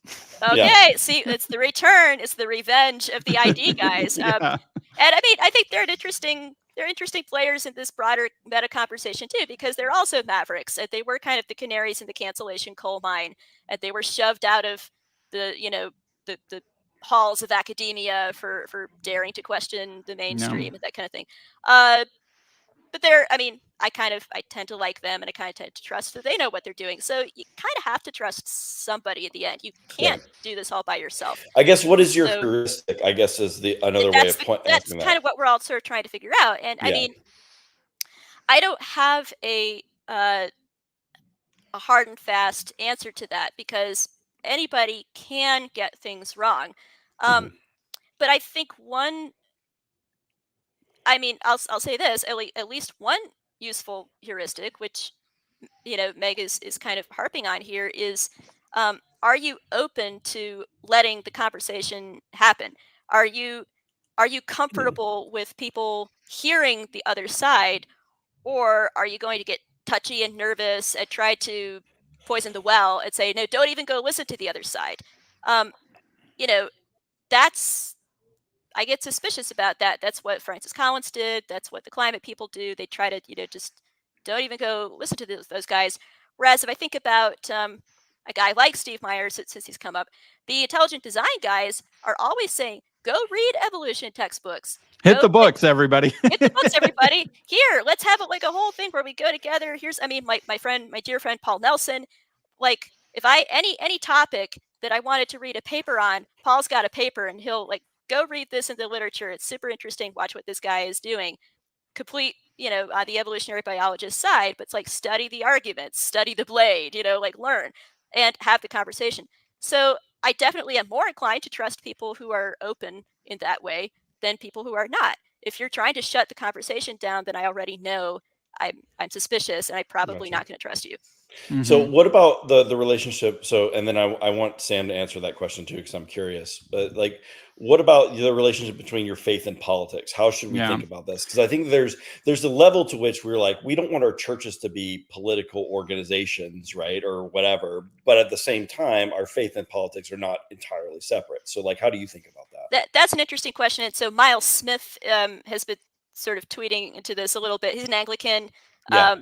He's a sort of interesting character. He's this sort of magisterial Protestant character, sometimes disses the lowly Baptists or whatever. He teaches at Hillsdale. So he's an elitist in his own way, but he likes Meg because he dislikes David French and Russell Moore. So this is whole interesting, So anyway, Miles, his takeaway was, pastors and churches should really just not take positions on most political things, most political questions. And you know what? I mean, I think that's fair. Certainly these second and third order things. Now, what I do think you need to be clear and hold the line is life stuff, which that could be abortion, euthanasia, especially, and in vitro fertilization, which that's a whole touchy subject unto itself. One could maybe I will allow you know, nuance on the subject of IVF. Yeah, I mean that we won't go there, but yeah, just throwing that out there. So I mean, there are things that I think intersect with theology where you can't just ignore it. You have to take a position, and sexuality stuff. Where I mean, that's the political and the religious collide, and it's like really a substitute religion in effect that's trying to come take over. So you have to meet that head on. But other stuff, I mean, I think churches should just let the chips fall with COVID stuff. They should, let the chips fall with environmentalism. Let people kind of go wherever they're going to go. Don't have conferences and summits and sermon series and curriculum telling people what to think about that kind of stuff, or race stuff. Same deal. Yeah. Just don't. I mean, don't be racist. Okay, make that clear, right? If if somebody is in the pew literally being a racist, then go discipline that guy, right? Treat that as a kind of heresy. But other than that, don't. Yeah. I mean, I think a big part of this whole conversation around Basham's book and Ortlund and stuff like that is the downstream ramifications of Donald Trump. Now, let me be clear. I'm not saying that Megan I have Basham, to leave in 5 minutes. This is such a great, huge topic. I'll let you guys. Megan Basham is not just a Trumper who's just like MAGA against the non-MAGA Christians. That's not what it was at all. I was actually expecting way more of that than I got from her. Her book was very detailed, very well written, and I will even say nuanced and complex and delicate in the way that she was juggling multiple balls at the same time. If you're expecting this to be some sort of MAGA anti-woke screed, it isn't. Nope. But so with that caveat said, a lot of this still has to do with Donald Trump. It does, yeah. And the way evangelicals, especially when we were sort of growing up, 90s, 2000s, sort of peak Christian right, starting to have really strong connections with the GOP and the Republican Party, George W. Bush, all that sort of thing, that I think a lot of evangelicals felt they got a raw deal out of that political settlement. And then the George W. Bush Reagan part of the party has really just died, mostly because Donald Trump, really. And how the evangelicals and fundamentalists are trying to refigure out where do we fit? The only caveat, and how do we relate to things like maybe we did a little bit too much preaching of politics from the pulpit and we shouldn't do that. Oh, that leaves us susceptible to these weird left-wing influence campaigns. And I think that a lot of this is just figuring out how the Christian right, what it even is anymore. Who are the institutions we trust? How do we coordinate our actions together? And how do we interact with politics? And all of that's just completely in flux. And Megan, for better and for worse, just dropped a grenade on the whole thing that probably needed to happen. She absolutely did. A Tripp, I know you want to jump in, but I have to go in for a minute. So I just want to quickly say a few things. So Sam, you had a great phrase as we were texting about this. You said we're in a grieving process. And that's a perfect phrase to describe what evangelicals are going through right now. Because it was this sort of tragedy. The whole Trump phenomenon was a tragedy because here was this guy, this weird outlier, Exactly zero evangelicals liked Trump before he ran for office in 2016. Exactly. He was an old school Democrat, basically. He and Bill Clinton went golfing together, okay? And he still is that guy, always has been. And who knows what they did in the clubhouse after they went golfing. And who knows? We're not going to go there. But okay, so just who is this guy? But he seems to be the only guy who can win for some reason because he's got this weird charisma. Okay, this is our battering ram. Let's use it, I guess. And Meg talks about, Meg says, look, it was completely fair for evangelicals to say this might be our one shot to overturn Roe versus Wade. And let's try and wield power for the good, even though this is sort of a weird bargain and nobody saw this coming. But I'll vote for Trump, I guess. Sure, fine. But at what cost? And that's the question that I don't think that Meg had to answer that question in this book because it wasn't it's not her burden. Yeah. That's not right. It's not Meg's burden, but it is a legitimate question to ask. And now I think as you look at what's happened with the Republican platform, you look at the way that socially conservative delegates were just steamrolled at the RNC. Nope, this has already been written. You don't get to speak. You don't get to have input. This has been done already. You're just there's no reason for you to be here, basically. It's oh my gosh. And then Trump's son going, this is who my dad's always been. He's always been socially liberal. He doesn't care about this stuff. It's Okay, interesting. And the Right. problem is that a lot of the voices like French or Goldberg, the dispatch guys, who it's not that they were wrong to sound those warning bells and say those things about Trump at the beginning. Even I kind of had a never Trump sort of a phase. But the issue is those guys burned their credibility by making everything all about Trump and being ungracious and dunking on everyone who voted for Trump. So now they don't really get to speak into this conversation anymore. Their credibility's gone. Okay. Right. And the dispatch review is just perpetuating that whole thing. So you've got the dispatch crew, the never Trumpers on one hand. You've got the, well, lesser two evils. We got to keep voting for Trump forever people on the other hand. And then you've got people like me and Tripp too, I would guess, who I'm just like, no, I'm just like, I'm an old school fusionist conservative, and I have now accepted the fact that there is no party for me. And here I stand. I could do no other. Right. But that's hard. It's a difficult conclusion to come to, and that's where the word grief comes in, I think. And with that, I'm out. I'm going to lose this room. I'll just leave the studio. Have fun without me. I'll catch you later. Thanks, Bethel. I really appreciate your contribution. Thanks so much. Yeah. This has been a ton of fun. Thanks. See ya. Peace out. Yeah. So, Tripp, what do you think should be our relationship to politics? I mean, I think that's a really hard question. I guess for me, the way that I look at it is your theology driving your politics, or is your politics driving your theology? And whether or not I trust what you're saying kind of hinges on that, right?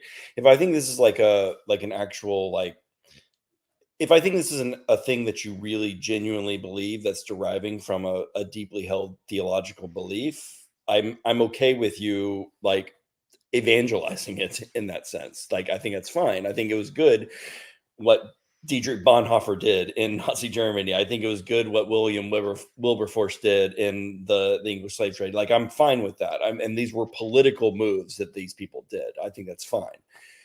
But when I think my spidey sense goes up whenever you start introducing new theological terms and that kind of stuff that's tied to a particular public policy. When I hear like creation care and it's tied to cap and trade or something, right?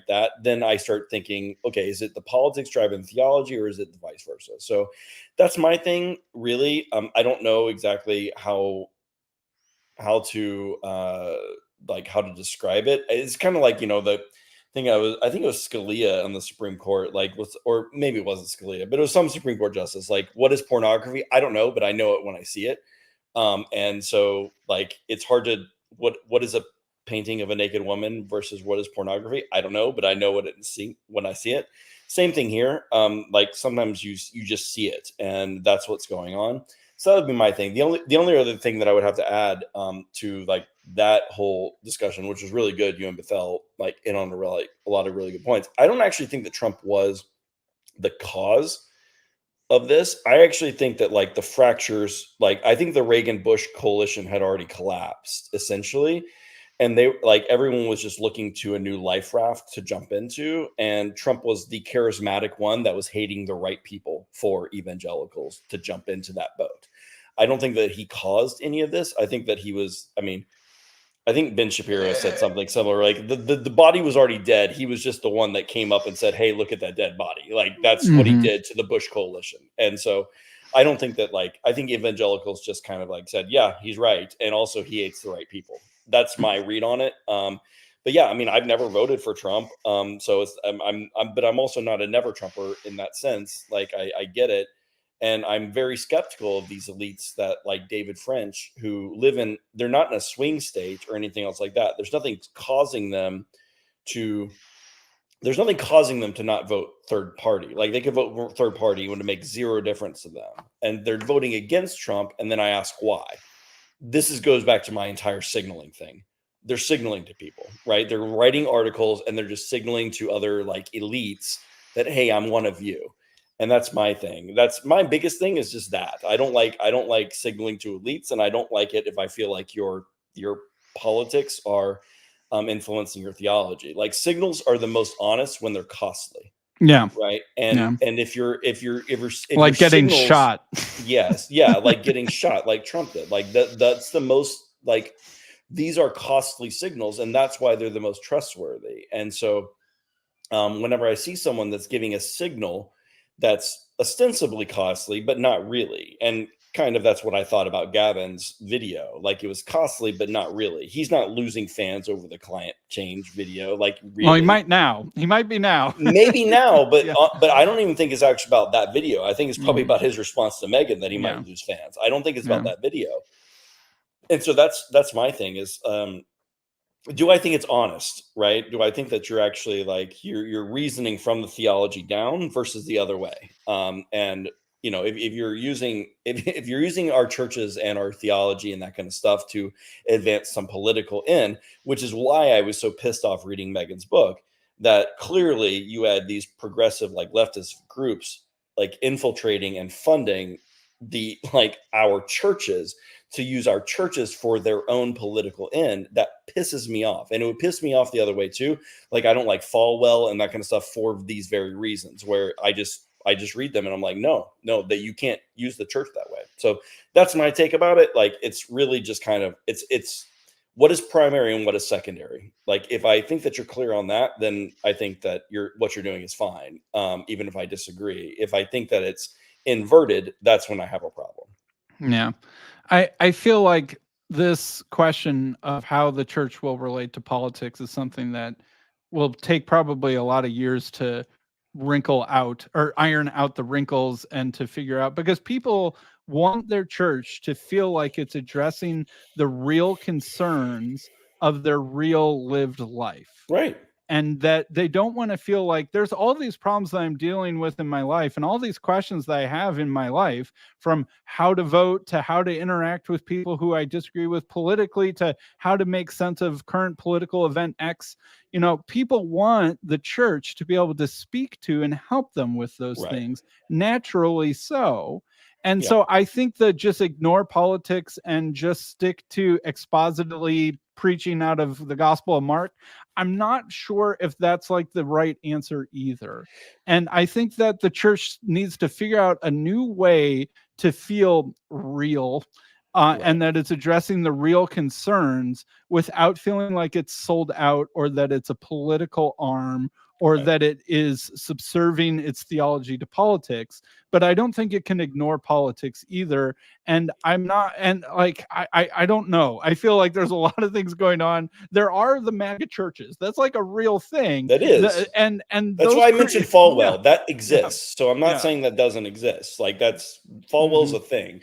And you know, it's kind of like when you and Hank and I talked about Christian nationalism. Like, the church has never historically really been apolitical in any kind of real sense. Like, people like to point to like the first century church, and you're like, well, it's not that they were apolitical, it's just they had no political power. The minute that the church had political power, it was wielding it, and they were immensely struggling and interacting and confronting the political situation of their day.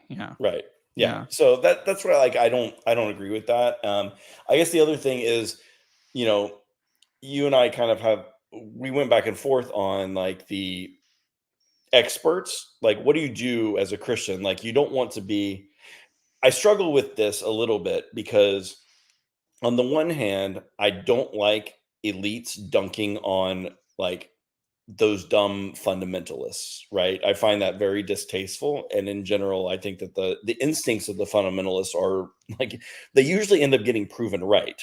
So like a lot, I think I texted you earlier. I was like, honestly, looking at like what the fundamentalists, if you told me like, if we just read what the fundamentalists said, like if you legalize gay marriage in the 90s, that's exactly why I was like, thinking. If anything, they didn't have enough imagination. Yeah, exactly. They didn't have enough imagination of how wrong things could go. Yes, exactly. That's the only critique you could have of what the fundamentalists I was like, said I honestly think that they didn't go far enough, but we were all like tutting and be like, that won't happen. I never would have imagined that they'd start chopping the genitals off of preteens and calling that a good thing. Let's give them hormones so they never reach puberty. Like the craziest things they couldn't even imagine. And so if anything, like the instincts of the fundamentalists, I'm like, okay, maybe like, so like, I don't like people dunking on them. At the same time, I have some beliefs that are not, you would not characterize as fundamentalists. Like, I'm not, Megan is a young earth creationist. I'm not, for instance. So like some of those things, and I don't like that. I also have like different views of various parts of the Bible. And so like, how do you think about like the interaction between like being being like a Christian, and then also like wanting to interact with some of these intellectual, but not like, you don't want to placate, but you also don't want to dunk and like signal higher or lower, right? I think what's interesting is as institutions die and or disgrace themselves, that individual personalities are sort of filling the role of experts. And like I said, that's happening at multiple levels. Like even like Tucker Carlson leaving Fox News. You don't listen to Fox News that has Tucker Carlson talking on it, and you trust Fox News, and Tucker Carlson just happens to be that current employee of Fox News. You listen now specifically to Tucker Carlson, right? And that sort of thing. And I think that there will be a lot of that where individuals will have to rise up to fill the credibility vacuum and expertise vacuum as institutions crumble. And there are strengths and weaknesses of that approach too. And I do think that institutions arise for reasons. Like, I think everyone wishes that we had churches that we could trust. We're always putting good, competent, trustworthy, moral people in charge. And so when the church says this person's your pastor, you'll be like, great, I can trust them.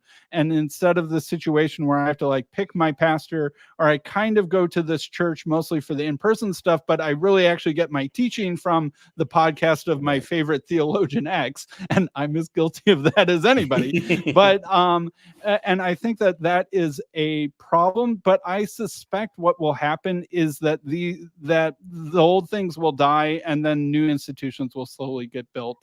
And though it's just maybe perhaps a sort of a natural life cycle of these sorts of things, and we're going through the crumbling phase of institutions before the new ones really come into view.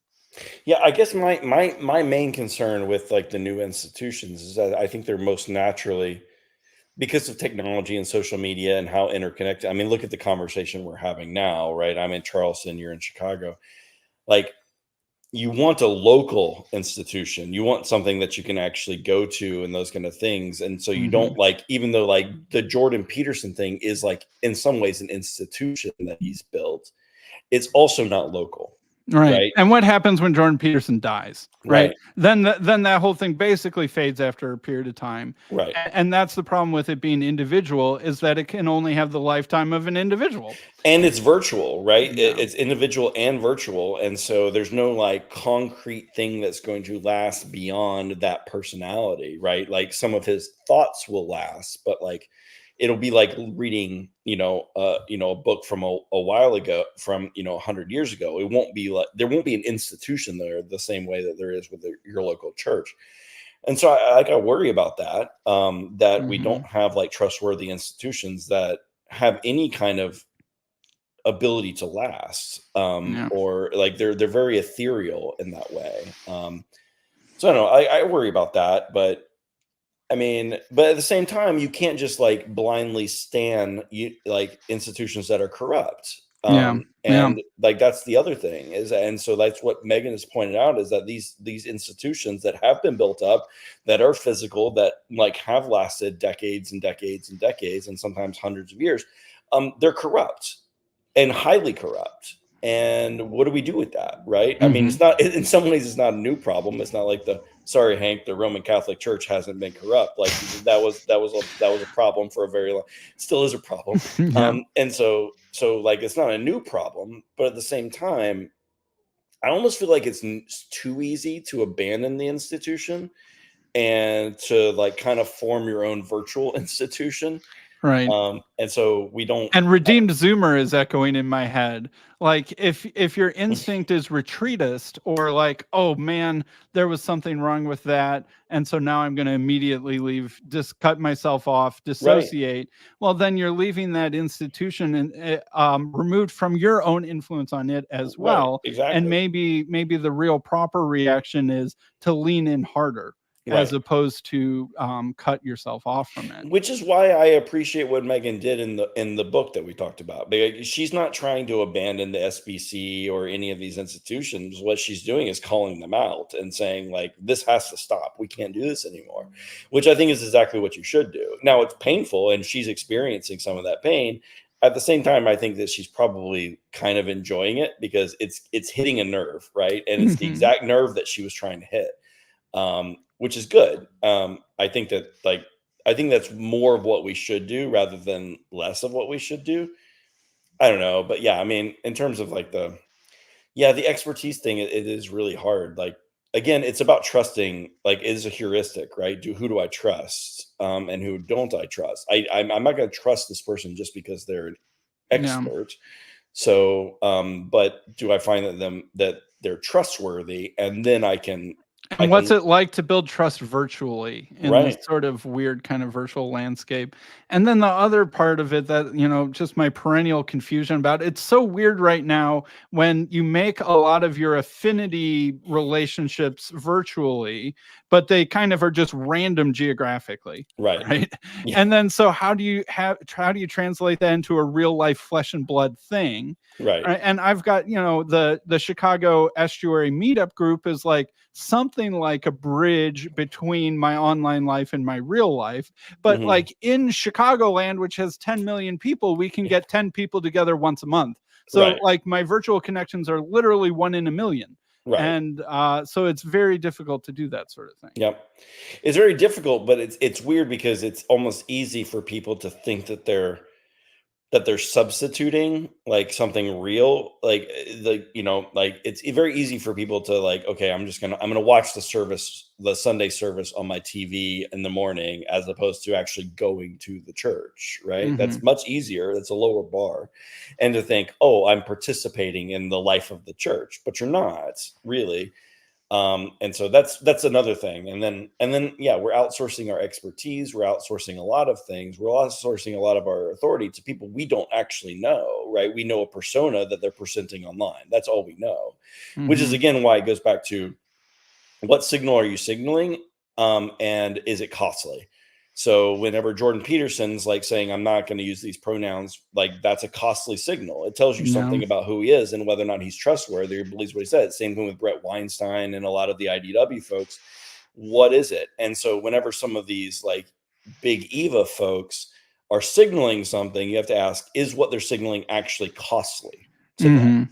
Yeah. And if it's not costly, it's not trustworthy. Just because they call themselves Christians and they hold these titles and that kind of stuff, they're not experts. They're not necessarily trustworthy. If they're saying something that's actually going to cost them something, then I think you should pay attention. So I guess that's my heuristic really is, are you saying something that is actually going to cost you anything at all? And then in which case I'm going to pay more attention to what you're saying. Right. And then the problem is what if every time the message that needs to be communicated is in agreement with the elite? Like, let's just imagine that Gavin is right about climate change, right? And what happens when you need to say, actually, the mainstream thing is right and we need to pay attention to them on this particular subject? Right. How do you do that without looking like a sellout? And it has to be that you are doing other things in other places, correct, that separate you from. Like you would have to build up a lot of trust with that community, but then it also is costly, right? Because it is costly to that community because like you're going out, you're telling them something they don't want to hear, right? So it is still a costly thing, even though it's like mainstream or mainline or whatever. And so I think that's probably what Gavin thought that he was doing.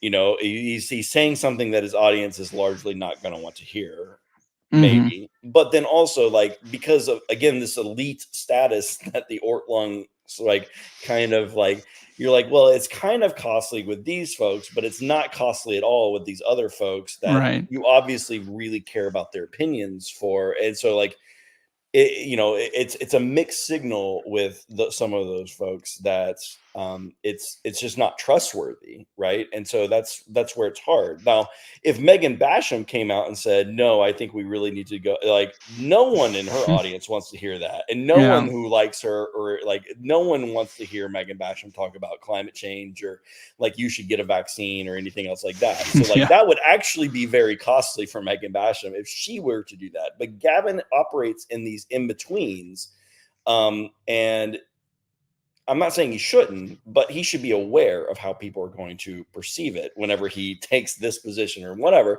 which is why you really have to like almost go out of your way to caveat and be nuanced in what you're saying. Otherwise, you're going to come across as condescending and no one's going to like what you're saying. Yeah.